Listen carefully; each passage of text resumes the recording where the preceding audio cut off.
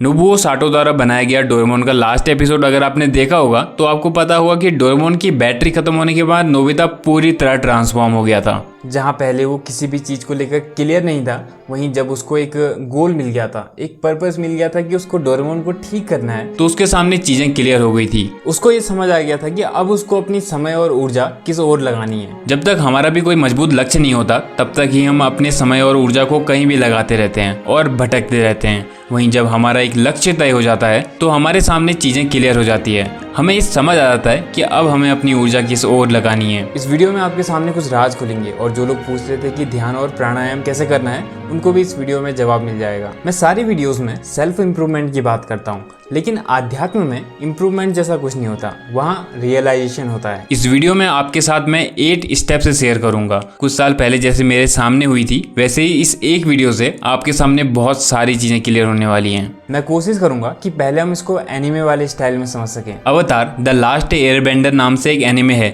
जिसमें कि एंग नाम का एक कैरेक्टर होता है जिसको अपने अवतार स्टेट को एक्सेस करना होता है और एक लॉर्ड ओजाई नाम के विलन से सबको बचाना होता है। तो शुरू में समझने के लिए एंग को हम इस वीडियो में मेन कैरेक्टर बनाएंगे। अगर आपने ये एनिमे नहीं देखा है तो कोई दिक्कत नहीं, वैसे भी हम सिर्फ उसका एग्जाम्पल लेने वाले हैं, सीरीज की बात नहीं करेंगे। आपको लाइफ में जो करना है करते रहना, पढ़ाई, बिजनेस, जॉब, लेकिन साथ साथ इन स्टेप्स को ध्यान में रखना। ये आपके सभी क्षेत्रों में सहायता ही करेंगे। ये स्टेप्स आपको भटकने नहीं देंगे और कभी अगर आपका दुनिया से मन भर गया तो आप अच्छी तरह इस मार्ग का अनुसरण भी कर सकते हो। शास्त्रों में इन्हें योग के 8 अंग कहते हैं जो हमें आत्म साक्षात्कार की ओर लेकर जाते हैं। वैसे तो ये चीज गुरु या फिर मास्टर सिखाते हैं, लेकिन जब तक गुरु या मास्टर ना मिले तब तक हम हाथ में हाथ धरे नहीं बैठ सकते हैं। इसलिए हम इसको जितना हो सके अपनी तरफ से फॉलो करेंगे और जब गुरु मिल जाए तो सब कुछ उनके ऊपर छोड़ देंगे। तो कहानी कुछ ऐसी है कि एंग को अपनी सुपर कॉन्शियसनेस की स्टेट में जाना है जिसके लिए वो 8 स्टेप्स फॉलो करेगा। तो ये स्टेप हैं यम, नियम, आसन, प्राणायाम, प्रत्याहार, धारणा, ध्यान और समाधि। जो ये समाधि है इसको ही सुपर कॉन्शियसनेस की स्टेट कहते हैं। इन स्टेप्स को पहले मैं एनिमे वाले स्टाइल में समझाने की कोशिश करता हूँ, फिर उसके बाद हम इनके बारे में डिटेल में बात करेंगे। तो एंग को सुपर कॉन्शियसनेस की स्टेट में जाना है तो उसके लिए पहला स्टेप आता है यम, जिसमें वो सबके साथ अच्छा आचरण रखेगा जिससे उसके कर्म, वाणी और विचार शुद्ध होंगे और उसका दुनिया से ध्यान कट होकर अपने ऊपर आने लगेगा। दूसरा स्टेप नियम है जिसमें वो अपने ऊपर काम करने लगेगा, खुद में जीने लगेगा। अब उसमें एनर्जी उठने लगी है, इसलिए उस एनर्जी को सही दिशा में लगाने के लिए उसको शांत आसन में बैठना होगा। इसलिए वो एक ऐसे आसन में बैठेगा जिसमें वो सबसे ज्यादा कंफर्टेबल होगा। अब उस एनर्जी को प्राणायाम में लगाएगा और अपनी सांसों और मन को कंट्रोल करेगा। अंदर जाने वाली सांस और बाहर जाने वाली सांस दोनों को समान कर देगा। पहले एनर्जी दुनिया को भागती थी इसलिए उसको बाहर की चीजों में रुचि थी, लेकिन अब प्रत्याहार में उसको बाहर की चीजों में कोई रुचि नहीं रहती, इसलिए अब वो इंद्रियां, वृत्ति और मन को अंदर खींच लेता है। अब उसके पास एनर्जी कलेक्ट हो गई है, अब वो इसको जहां चाहे वहां लगा सकता है। अब जब वो अपनी इस एनर्जी को किसी एक जगह में कंसंट्रेट कर देगा तो उसको कहते हैं धारणा। और जब वो एनर्जी एक ही जगह में लगातार एक अनडिस्टर्ब्ड धारा की तरह लगी रहती है तो उसको कहते हैं ध्यान। और जब एनर्जी लगाने वाला और जिसमें एनर्जी लगाई जा रही है वो दोनों एक हो जाते हैं तो उसको कहते हैं समाधि, यानी सुपर कॉन्शियसनेस की स्टेट, जहां एंग अपने अवतार स्टेट में पहुंच जाएगा। तो ये बस मैंने शॉर्ट में एक एग्जांपल के तौर पे समझाया था। अब एक एक स्टेप को थोड़ा अच्छे से देख लेते हैं। तो पहला स्टेप है यम, जो सबके साथ अच्छा व्यवहार रखने को कहता है। यम 5 हैं: अहिंसा, सत्य, अस्तेय, ब्रह्मचर्य और अपरिग्रह। अहिंसा में आता है किसी भी जीव की हत्या नहीं करनी है, ना ही किसी को चोट पहुंचानी है और ना ही किसी को दुख देना है, और ना सिर्फ फिजिकली बल्कि शब्दों से भी किसी को दुख नहीं देना है, और ना ही मन में किसी के बारे में गलत सोचना है कि इसका ऐसा हो जाए वैसा हो जाए। यानी मन हो, वाणी हो या कर्म हो, कहीं से भी हिंसा का भाव नहीं होना चाहिए। अब ये थोड़ा मुश्किल लग रहा होगा, लेकिन चिंता मत करो, इन सब का कारण मैं आपको लास्ट में बताऊंगा। तो अहिंसा के बाद आता है सत्य।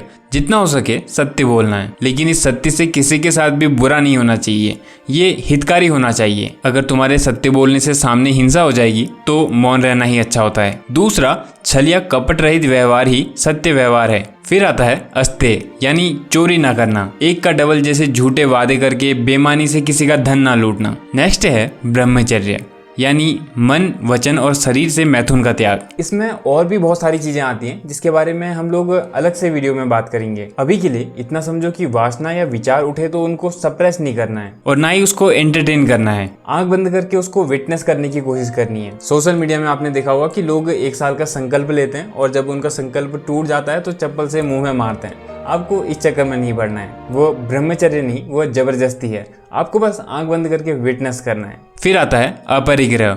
योगी को जरूरत से ज्यादा धन और संपत्ति के पीछे नहीं भागना चाहिए। ये इसलिए कहा गया है क्योंकि उनको फिर साधना करने का समय नहीं मिलता, और अगर कभी समय मिल भी गया तो कॉल में कॉल आती रहती हैं। भाई बजरी पहुंचा दे या फिर 2 कट्टे सीमेंट पहुंचा दे।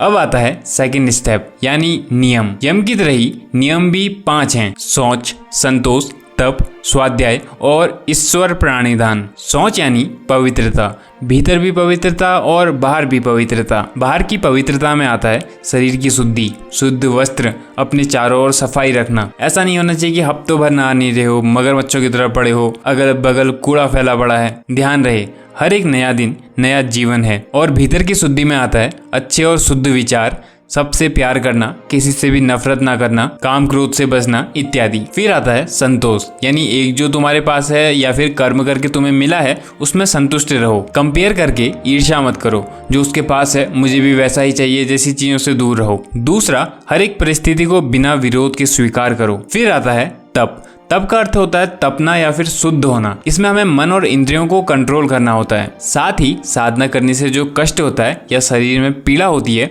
उसको धैर्य पूर्वक सहन करना होता है। और न सिर्फ साधना के दौरान बल्कि जीवन में भी जब कष्ट आए, मुश्किलें आए तो उनको भी सहन करना होता है। इसके बाद आता है स्वाध्याय यानी स्वयं का अध्ययन, शास्त्रों का अध्ययन, मंत्र जाप, पूजा आदि द्वारा अपने इष्ट देवता या फिर गुरु का ध्यान करना। ये बहुत आवश्यक है कि हमारा मन एक जगह एकाग्र हो। उसके लिए इनकी सहायता ली जाती है। दूसरा, मार्ग में जो भी कष्ट आते हैं गुरु या इष्ट देव उसको हटाते भी हैं और आपको शक्ति देते हैं। नाम जाप के 3 तरीके बताए गए हैं। एक, जोर से बोल के, इतना जोर से कि अगल बगल वाले को सुनाई दे। दूसरा, थोड़ा धीमी आवाज में, इतना कि बस होठ हिलें और आपको सुनाई दे। और तीसरा, मन में। जो मन वाला होता है वो सबसे कुशल बताया गया है, लेकिन आप तीनों ट्राई कर सकते हो। एक माला जोर से, दूसरी माला धीरे और तीसरी माला मन में। फिर आता है ईश्वर प्राणिधान यानी ईश्वर के चरणों में पूर्ण समर्पण कि अब मोरी नैया तुमरे भरोसे भगवान, पार लगानी है लगा दो, डुबानी है डुबा दो। मैंने आपसे नहीं कहा था कि मुझे धरती में भेजो, और ना ही मैं आपसे ये कहूँगा कि मुझे धरती में ही रहने दो, मुझे वापस मत बुलाओ।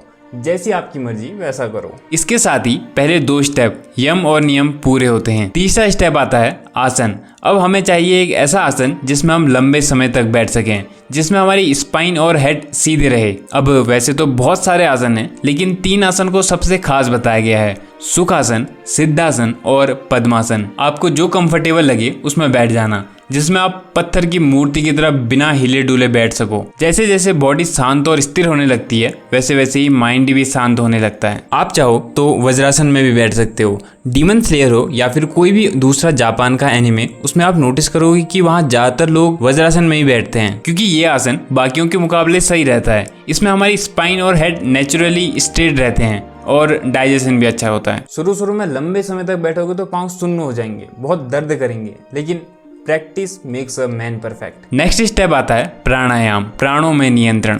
अब प्राणायाम का अर्थ सिर्फ सांस लेना या छोड़ना नहीं है। प्राणायाम तो वो स्थिति है जब हमारी सांस शांत होते होते रुक जाती है, यानी प्राणायाम क्रिया नहीं है बल्कि सिद्धि है। फिलहाल के लिए हम इसको क्रिया की तरह ही समझेंगे और करेंगे, जिसमें हम सांस को लेंगे, रोकेंगे और छोड़ेंगे, जिसको पूरक, कुंभक और रेचक भी कहते हैं, जिससे ईड़ा पिंगला जैसी नाड़ियां शुद्ध होती हैं। शुरुआत में ये प्राणायाम कर सकते हो: एक भस्त्रिका, दूसरा कपालभाति और फिर नाड़ी शोधन प्राणायाम। नाड़ी शोधन में 4 सेकंड तक सांस अंदर लेते हैं, 16 सेकंड तक रोकते हैं और फिर 8 सेकंड तक सांस छोड़ते हैं। अब इसमें एक प्रॉब्लम जो आमतौर पे आप फेस करोगे वो ये कि आप मस्त मूड में प्राणायाम करने बैठोगे, लेकिन फिर नोटिस करोगे कि आपकी एक नाक तो बंद हुई पड़ी है। ऐसे में प्राणायाम कैसे हो? तो नाक खोलने के लिए आप 2 से 4 मिनट तक जंपिंग, पुशअप्स आदि कर लेना, जिससे आपकी बॉडी गर्म होंगी और दोनों नाकें खुल जाएंगी। अब प्राणायाम कैसे करना है उसके लिए मैं आपको डिस्क्रिप्शन में ऑडियो बुक की लिंक भी दे दूंगा। प्राणायाम सिद्ध होने के बाद आता है प्रत्याहार यानी नॉन अटैचमेंट। जब तक माइंड कंट्रोल में में नहीं रहता तब तक वो इंद्रियों के साथ विषयों के सुख के पीछे भागते रहता है, लेकिन प्रत्याहार में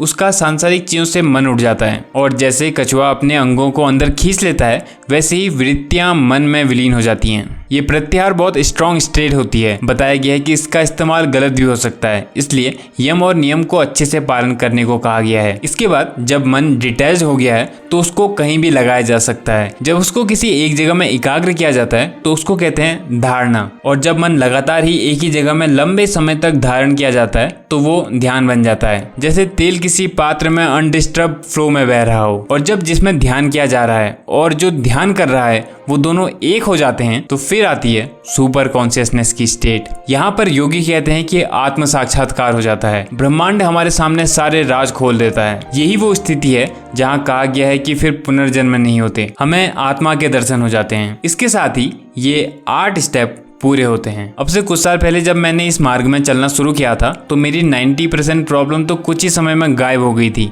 जैसे जैसे आप भी इनको फॉलो करोगे आपको भी पता चलेगा कि आपके अंदर एक बड़ा बदलाव होने लग रहा है। अब इसमें बहुत सारी चीजें हैं जो आपको लगेगा कि पॉसिबल नहीं है, लेकिन जैसे जैसे आप आगे बढ़ोगे आपको समझ आने लगेगा। जैसे एक चीज आती है अहिंसा, किसी को भी मारना नहीं है, किसी को भी बातों से दुख नहीं पहुंचाना है। अब सवाल आता है कि ये कैसे संभव है, क्योंकि हम जब भी कुछ बोलें तो किसी न किसी को तो बुरा लग ही जाता है। तो यहाँ पर आप इंटेंशन समझो। हमारा ऐसा भाव होना चाहिए कि हमें किसी को भी तकलीफ नहीं पहुंचानी है, किसी को भी दुख नहीं पहुंचाना है, किसी से भी कड़वे वचन नहीं बोलने हैं। आप जो भी करते हो उसके पीछे आपकी इंटेंशन क्या थी ये मैटर करती है। क्यों हमें किसी को भी चोट नहीं पहुंचानी है या तंग नहीं करना है?